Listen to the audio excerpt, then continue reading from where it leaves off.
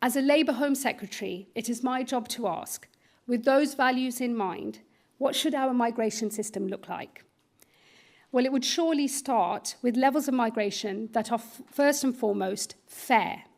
Fair to those living in this country today, particularly the working class communities whose plight has always energised this party above all others. Fair also to those seeking a new and better future in this country, with skills to bring and a contribution to make. And what of our asylum system?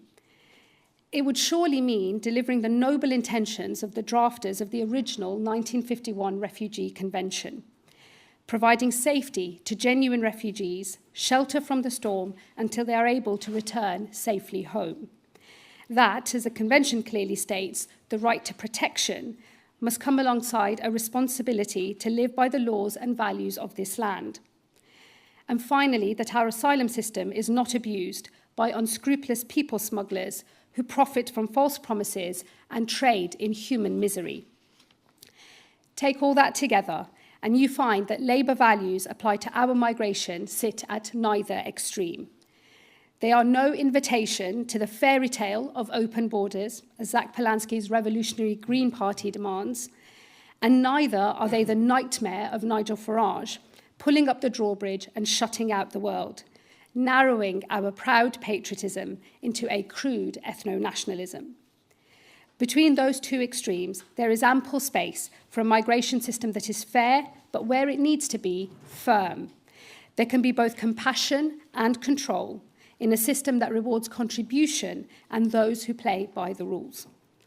Against that bar, how does migration and asylum in this country fare today? Are we living up to those values? The answer, quite clearly, is no. We are not even close.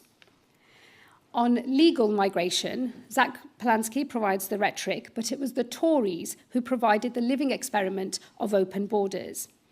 Between 2021 and the 2024 general election, they oversaw net migration of 2.5 million. To put that in some context, at least 1 in every 30 people in the UK today arrived in that time. In just 4 years, this country experienced levels of migration it had previously seen across 4 decades. It was not just the scale, but also the nature of that change that was so destabilising. This was most evident in the scandal of lowering the skills requirements for some of those who arrived on the health and social care visa. As we now know, fraud was rife, with phony care providers created to draw people to this country on a false promise of work. Absent action, over the next 5 years, some 350,000 low-skilled workers and their dependents will qualify for settlement. At that point, they will gain access to welfare, free healthcare, and social housing. We must be honest about the scale of this. We have never, in this country, in the history of this country, had so much low-skilled migration in so little time.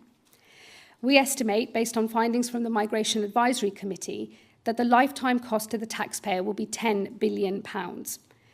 That figure would be paid for by working people in this country. It would mean ever longer waits for the 1.3 million people in this country on the social housing list, and yet more pressure placed upon our National Health Service. It is an affront to the idea of fairness within our migration system. Our asylum system is no closer to embodying Labour values. Criminal gangs are profiting from their vile trade in human beings. People have travelled the world with untold suffering in the process, and over 180 people have died in those final miles across the Channel. Our own system has faced immense pressure. Since the small boats first arrived, nearly 200,000 people have come to this country across the Channel. Today, over 100,000 people live in asylum accommodation paid for by the taxpayer. And this includes both those awaiting an asylum claim or an appeal, and also thousands who have failed their claims but cannot be returned to their home country. The pressure on the taxpayer is vast. Last year alone, £4 billion was spent on asylum accommodation.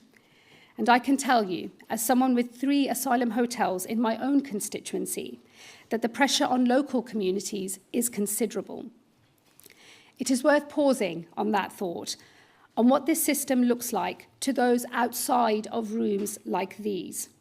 Hard-working people across this country engaged in the daily struggle to make ends meet. They see a state that they pay taxes towards, yet it is proving unable to stop a flow of dinghies across the channel. And they see a state that is paying billions towards hotels like the one near them. It doesn't look fair because it's not fair, and it erodes their trust in government. That erosion in trust matters because people ask fairly, if we cannot deal with so visible a failure, what can the state achieve at all? It is our creed as the Labour Party that the state can and must be a force for good. Without the trust of citizens in the state, there is no space for Labour values in any part of government to be realised. Restoring order and control at our border is not a betrayal of Labour values. It is the necessary condition for a Labour government to achieve anything it hopes to. It is within that context that I am embarking on some of the most significant reforms to migration, both legal and asylum, in a generation. On legal migration, that means ensuring we are attracting those who can and will contribute to this country, that migration levels are manageable, so we are attracting high-skilled workers, while at the same time introducing new controls to migration routes, which has now seen net migration fall by nearly 70%. For those who come to this country, who can contribute to our national life, I am clear. They should have a path to settlement and ultimately citizenship. I want people to put down roots in this country and to contribute to our national life. But it is essential that the privilege of living in this country forever is earned and not automatic. We are currently reviewing the responses to our consultation on the new rules around settlement. But let me be clear about the principles that we put into that consultation. First, the qualifying period for settlement should move as a norm from 5 years to 10. Secondly, there will be certain conditions that must be met in order to qualify. A clean criminal record, no debt to the taxpayer, a history of being in work and paying taxes, and higher standards of English language. In this week's rule changes, we made the first of these changes. A year from now, those who arrived on a visa, now seeking settlement in this country, will need to speak English as a foreign language to A-level standard. I should also state for the record that we are talking about English as a foreign language. A working knowledge of Shakespeare and Chaucer is very welcome, but will not be a condition of settling in this country. Command of the English language itself, however, will be. Our intention, subject to consultation, is that the point at which settlement is possible will now vary. We have proposed that some will earn settlement at or earlier than 5 years, including public servants like doctors and nurses, and those who are contributing the most to the nation's finances. Others will have to wait longer before they can apply for settlement.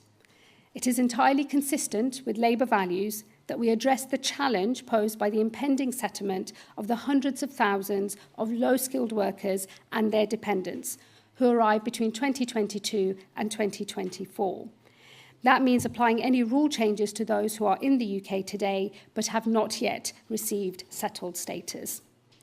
If we do not, we will see a £10 billion drain on our public finances and further strain on public services like housing and healthcare already under immense pressure. That is an affront to the idea of fairness within our society. It is an affront to every family currently waiting for social housing, to those who have already spent too long on an NHS waiting list, and to British taxpayers who will inevitably foot the bill. We must restore fairness to our migration system. In the asylum system, that means we will always offer protection to genuine refugees. This country has shown enormous generosity in recent years to those fleeing war or persecution, including over 310,000 Ukrainians granted leave on the Ukraine visa schemes and 184,000 Hong Kongers who hold British nationals' overseas status. We will now open new and safe and legal routes, starting this autumn by opening a new student refugee route, with the first arrivals in autumn 2027. This will be the first of a series of new safe and legal routes, which will include a new work route and the expansion of community sponsorship following the success of the Homes for Ukraine scheme. But at the same time as showing that immense generosity of spirit, we must wrest control over migration back from the smugglers and restore order and control at our border. That means bearing down on illegal routes to this country, tackling illegal crossings, and as a result, reducing the burden of so many living in asylum accommodation. Since launching the Border Security Command, we have made over 5,000 law enforcement disruptions of smuggling gangs and stopped more than 40,000 attempted crossings. But clearly, it is not enough. Crossings continue, up last year on the year before. And while asylum claims have fallen across Europe, they have been rising here in Britain. We must remove the incentives that are fueling the human trafficking trade and have left us with 100,000 people now living at huge expense to taxpayers. Today, seeking refugee status in Britain is more attractive than in other countries in Europe.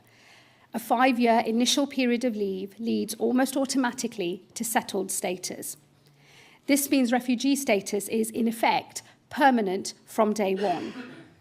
This fact encourages asylum seekers to pass through other safe countries in pursuit of asylum here, including the tens of thousands without a legitimate claim who have, in effect, tried their luck here, considering the risk worth the huge reward.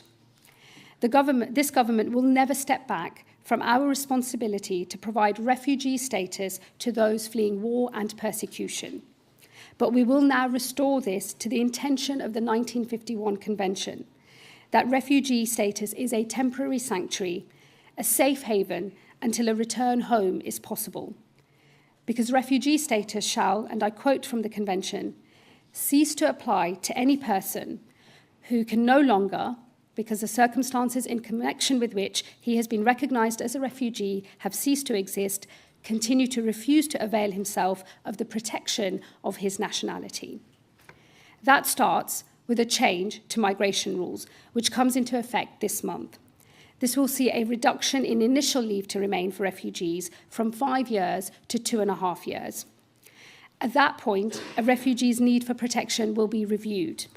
If they still require it, their status will be renewed. If they do not, and their home country is safe, they will return home. This brings us into line with countries like Denmark, where I visited last week. There, a social democrat government has introduced reforms that have ended their asylum crisis and saved social democracy in that country from resurgent extremes of the hard right and the hard left. We should be proud of the protection we provide to those fleeing danger, but we must also enforce our rules. And those who come here must live by our laws. This government will today introduce new secondary legislation, which will remove the duty to provide asylum support, replacing it with a power to do so. Those who require it and play by the rules will rightly continue to receive asylum support, but those who do not will have their support removed. The generosity of the British people will become conditional on those seeking asylum following the law, living by our rules, and not working illegally. Taxpayer-funded accommodation will be reserved for those who have no right to work and will otherwise be destitute.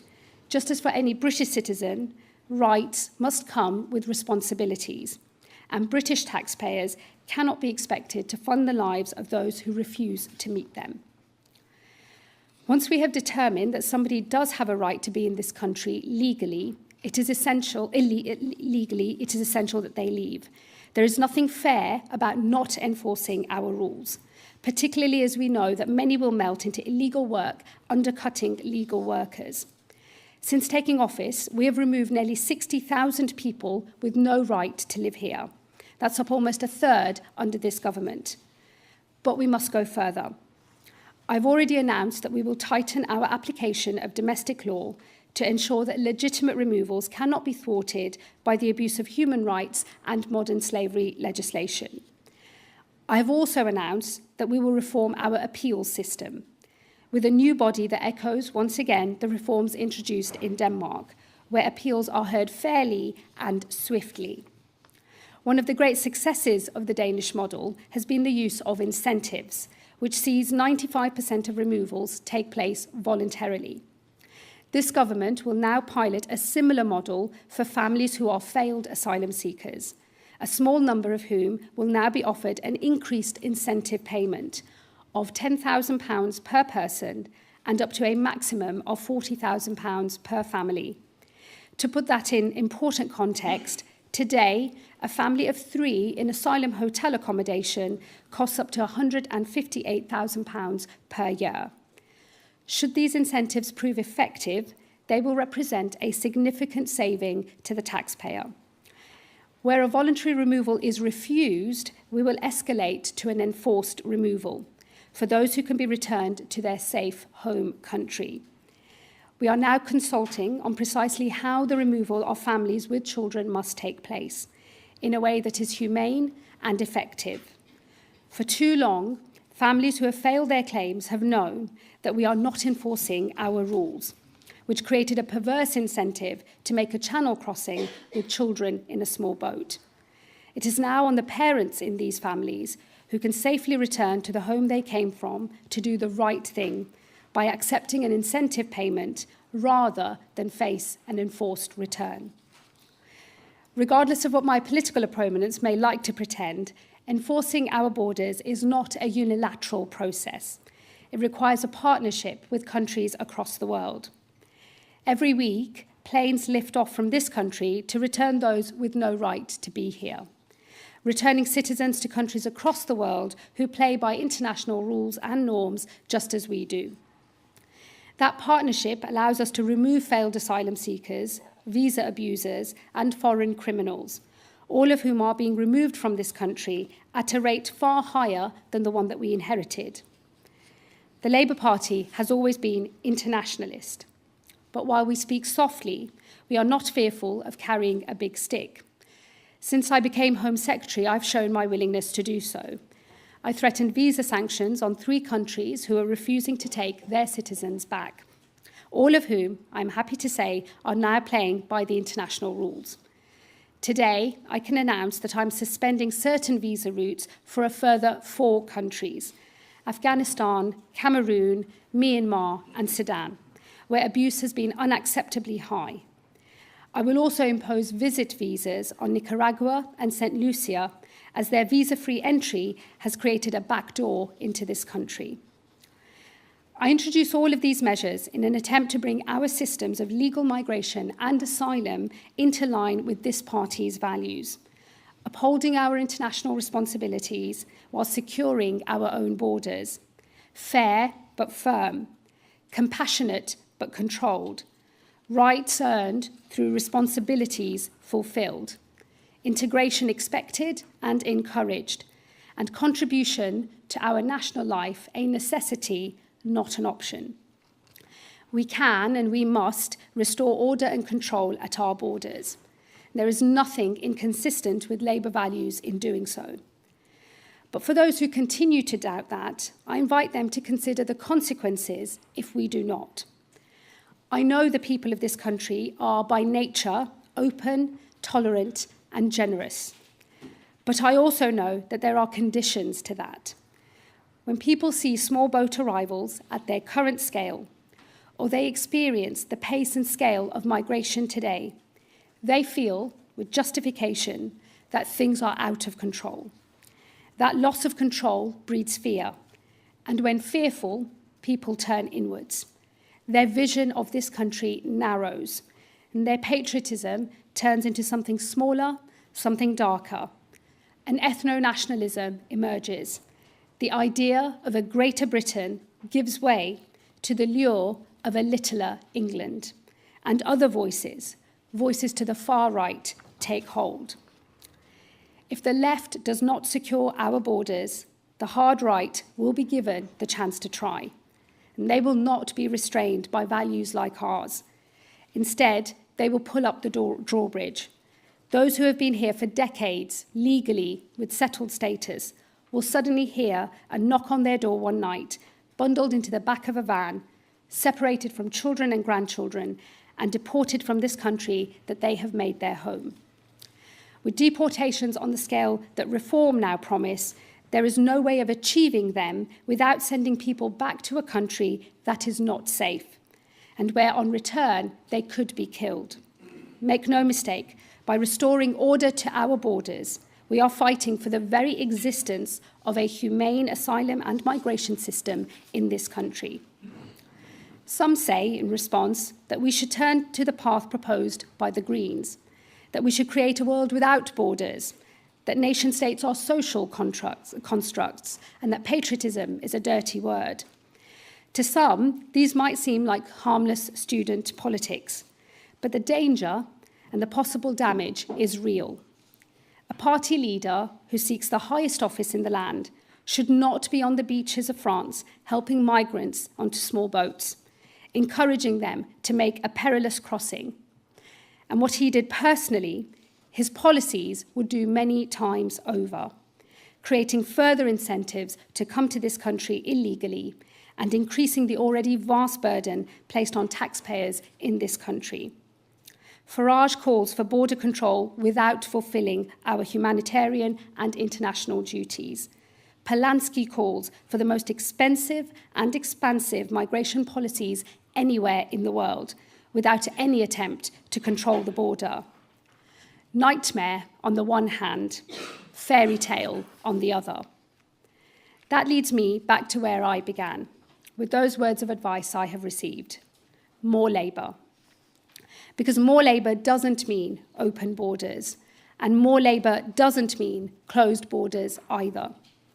More labour means a migration system that welcomes those who come here and contribute to our national life. But it means an end to uncontrolled migration that places immense pressure on strained public finances, when it is working people in this country who pick up the bill. More labour means offering safety and sanctuary to those fleeing war and persecution. But it also means not creating incentives that fuel international people smuggling. It means enforcing our rules and removing those with no right to be here. More labour means showing that the nation-state can function, starting with my duty to restore order at the border. More labour means ensuring that we succeed in that effort, not only because doing so is consistent with our values, but because if we fail to and retreat to the comfort of fairy tales, a nightmare will follow, as those who follow us will have none of our restraint. More labour means taking the decisions now that will ensure there always remains an asylum system in this country. And in doing so, it means guaranteeing that it will always be true that those like my parents who sought a new and better life here, worked hard, played by the rules, and contributed to our national life can find in this country a home. And that just decades later, children of theirs may unthinkingly call themselves English, or a Brit, or even a Brummie, just like me. Thank you very much.